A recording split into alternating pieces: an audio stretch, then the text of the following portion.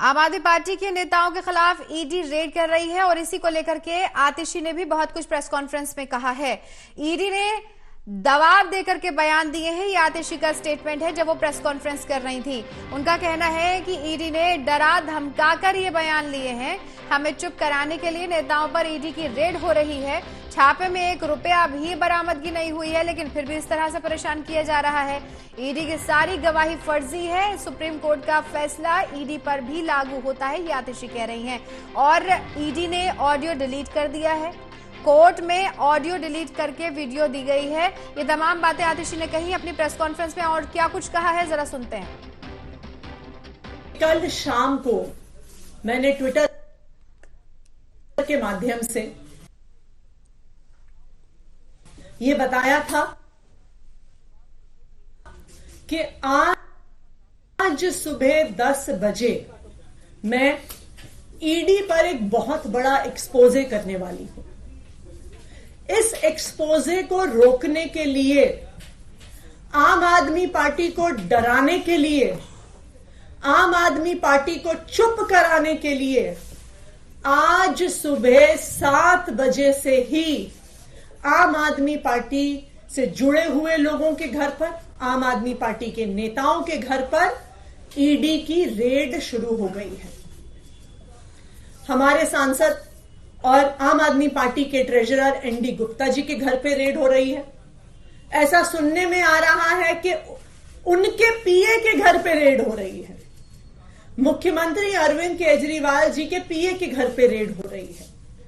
और अभी खबरें आ रही हैं कि शायद आज दिन भर में आम आदमी पार्टी के कई और नेताओं के घर पर ईडी रेड करने वाली है। ये क्या प्रयास है ईडी का? ये क्या प्रयास है भारतीय जनता पार्टी शासित केंद्र सरकार का कि वो अपनी एजेंसीज के माध्यम से आम आदमी पार्टी को डराने की कोशिश कर रही है, धमकाने की कोशिश कर रही है और हमारी बात को दबाने की कोशिश कर रही है।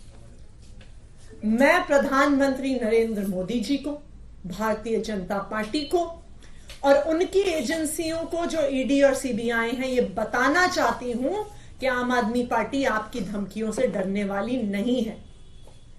पिछले 2 साल से इसी तरह आम आदमी पार्टी के नेताओं को डराया धमकाया जा रहा है।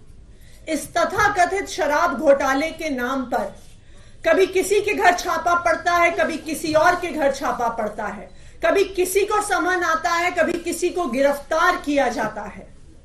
लेकिन इस 2 साल के इन्वेस्टिगेशन में अभी तक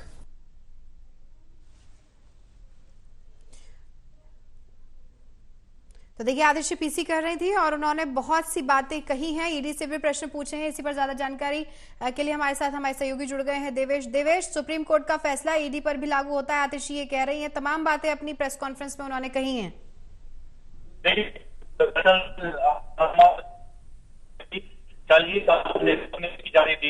थी कि ईडी को लेकर एक बड़ा खुलासा करेंगे और उसी की वजह से आज जो ईडी की जो कार्रवाई हो रही है आम आदमी पार्टी के नेताओं पर, वो उसी का नतीजा है कि आम आदमी पार्टी को डराने की एक कोशिश हो रही है।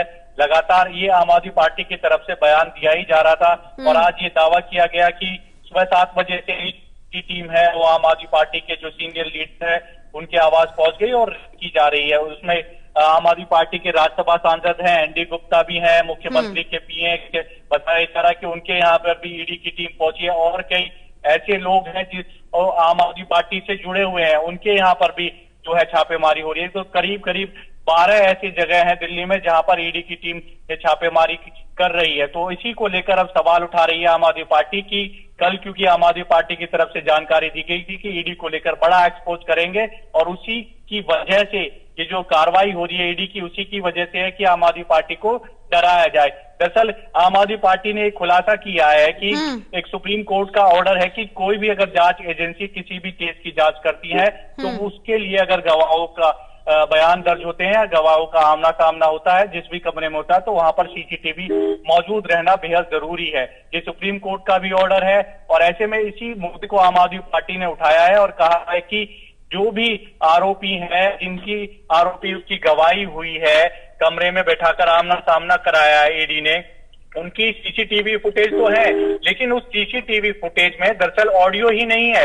एक आरोपी है जिसका नाम आतिशी ने नहीं लिया है, जब उन्होंने उसका जिक्र किया और कहा कि कोर्ट में जब एप्लीकेशन आरोपी की तरफ से डाली गई कि आप वो सीसीटीवी फुटेज दीजिए जब आमना सामना आपने कराया था एक गवाह से, तो वो सीसीटीवी फुटेज तो ईडी की तरफ से जमा कराया गया, लेकिन उस सीसीटीवी फुटेज की जो ऑडियो थी वो नहीं थी। तो इसी को मुद्दा आम आदमी पार्टी बना रही है और कह रही है कि 1.5 साल से जांच एजेंसियां जांच कर रही है। पहला सैकड़ों जगह रेड मारी, उसमें कुछ नहीं मिला, सरकारी गवाह मिल गए, उन पर प्रेशर बनाया जा रहा है, मारपीट की जा रही है और उनके दबाव में लेकर उनको बयानबाजी दिलवा रही जा रही है आम आदमी पार्टी के नेताओं के खिलाफ। दूसरी तरफ जो सीसीटीवी की मौजूदगी में अगर किसी का आमना सामना हो रहा है तो सीसीटीवी फुटेज तो है, लेकिन उसमें से ऑडियो जो है ईडी ने वो डिलीट कर दिया। तो इसी को लेकर आधार बना रही है और ईडी पर भी सवाल उठा रही है। साथ ही साथ केंद्र सरकार, भाजपा और जांच एजेंसियों पर यही सवाल उठाया जा रहा है कि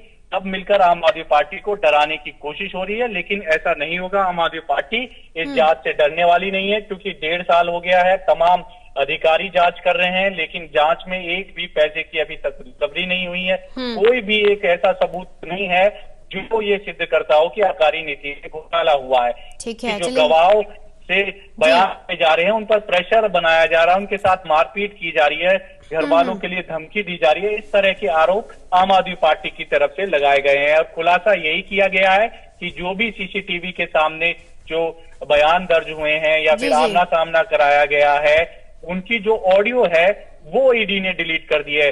तो लगातार अब आम आदमी पार्टी जो ईडी पर भी सवाल उठा रही है और केंद्र सरकार को जी बिल्कुल ये देखना होगा अब आगे क्या कुछ रहता है। बहुत बहुत शुक्रिया तमाम जानकारी के लिए देवेश।